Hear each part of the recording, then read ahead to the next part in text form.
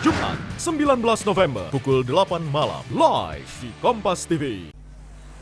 Tidak adanya akses lain hingga tenaga kesehatan harus melewati derasnya arus sungai di Dusun Moncongan, Desa Bontomanai, Bungaya, Kabupaten Goa. Mereka rela menerobos arus sungai yang mencapai ketinggian 1 meter untuk memberi vaksin bagi warga setempat. Butuh waktu 1 jam bagi para nakes untuk melewati arus sungai sepanjang 500 meter. Kondisi ini bahkan kerap diperparah saat musim hujan. Tiba di lokasi, rombongan tenaga kesehatan selanjutnya diantar menggunakan kendaraan milik kepolisian untuk melakukan vaksinasi dari rumah ke rumah.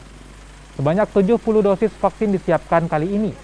Khusus di Desa Bontomanai, capaian vaksinasi telah mencapai 40%. Itu adalah namanya Siri-Siri. Itu salah satu kecamatan Manuju. Jadi bukan kecamatan Bungaya, tetapi kita melewati salah satu kecamatan, yaitu kecamatan Manuju. Dan memang di sana ketika hujan seperti ini memang kadangkala air sangat naik sehingga sangat sulit untuk dilewati.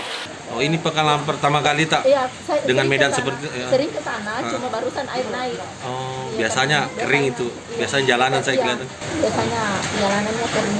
Cuma kalau musim hujan begini kan naik. Barusan pertama kali itu lewat. Oh, iya. Untuk dari puskesmas sendiri menuju ke sana itu butuhkan berapa jam? Berapa lama perjalanan? Sekitar 1 jam. Sekitar 1 jam.